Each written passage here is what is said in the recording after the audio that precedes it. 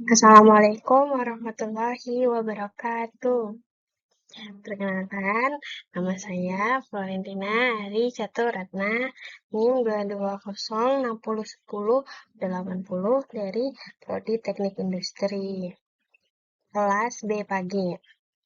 Sini saya akan mereview artikel dengan judul pemilihan supplier buah kelapa dengan menggunakan metode AHP dan TOPSIS di PT XYZ. Untuk penulisnya, yaitu Muhammad Al-Hafa Ardi dan Said Salim Dada. Jurnal dari Serambi Engineering, volume 7 nomor 2, tahun 2022, bulan April. Untuk linknya ada di situ. Lanjut, untuk review objek amatan, perusahaan di PT XYZ beralokasi di Kabupaten Gresik bergerak dalam penjualan buah kelapa dengan produk seperti santan, air kelapa, dan serundeng.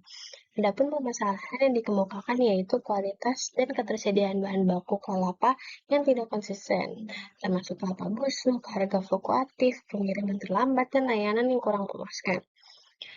Tujuan dari penelitian ini untuk mengidentifikasi supplier kelapa terbaik untuk menjamin kelancaran proses produksi. Kemudian suppliernya yaitu di sini supplier yang digunakan yaitu supplier bahan baku buah kelapa. Terdapat 4 supplier. Yang pertama ada supplier petani kelapa Bali Karangasem, kedua petani kelapa Banyuwangi, lalu petani kelapa Singaraja, dan petani kelapa Pacitan. Untuk kriteria evaluasinya ada 4 kriteria yaitu kualitas, harga, pengiriman, dan juga pelayanan.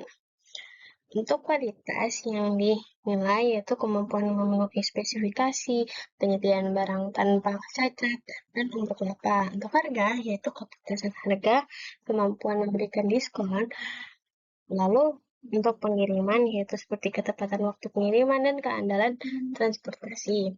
Untuk pelayanan yaitu seperti kemudahan untuk dihubungi dan kecepatan respon terhadap permintaan pelanggan. Overview metode. Yang pertama ada metode AHP atau Analytical Hierarchy Process. Lalu yang kedua ada Technique for Order of Reference by Similarity to Ideal Solution atau TOPSIS. Untuk AHP itu digunakan untuk menentukan bobot dari masing-masing kriteria dan subkriteria. Melibatkan juga perbandingan berpasangan antar kriteria. Kalau TOPSIS digunakan untuk merancang alternatif supplier berdasarkan kedekatan dengan solusi ideal, positif, dan negatif. Dia juga menggunakan hasil bobot dari HHP sebagai input. Lanjut, untuk desain kuesionernya, di artikelnya tidak disebutkan desain kuesioner seperti apa. Namun, authornya menjelaskan bahwa kuesioner disusun berdasarkan hasil observasi dan sesi tanya jawaban dengan yang diisi oleh 3 responden, yaitu pemilik perusahaan, sekretaris, dan kepala produksi. Lalu ada tahapan AHP, yaitu yang pertama menyusun hierarki tujuan, kriteria, subkriteria, dan alternatif.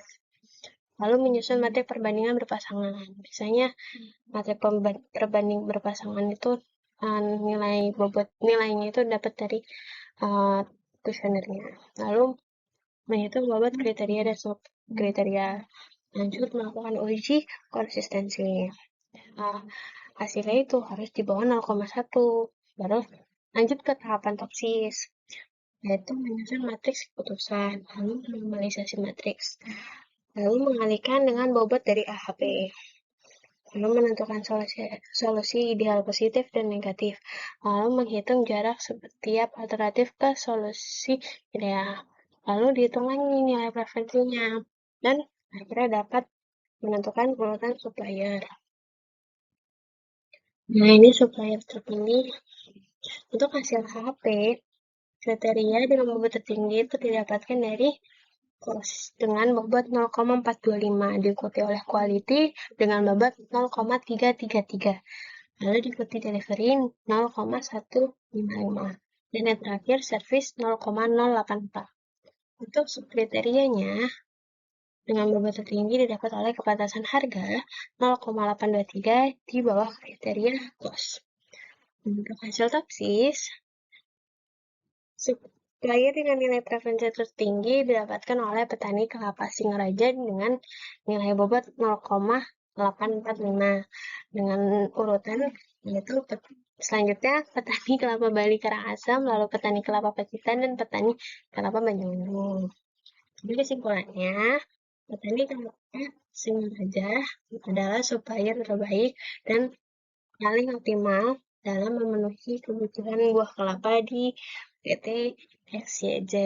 Gitu teman-teman. Terima kasih. Wassalamualaikum warahmatullahi wabarakatuh.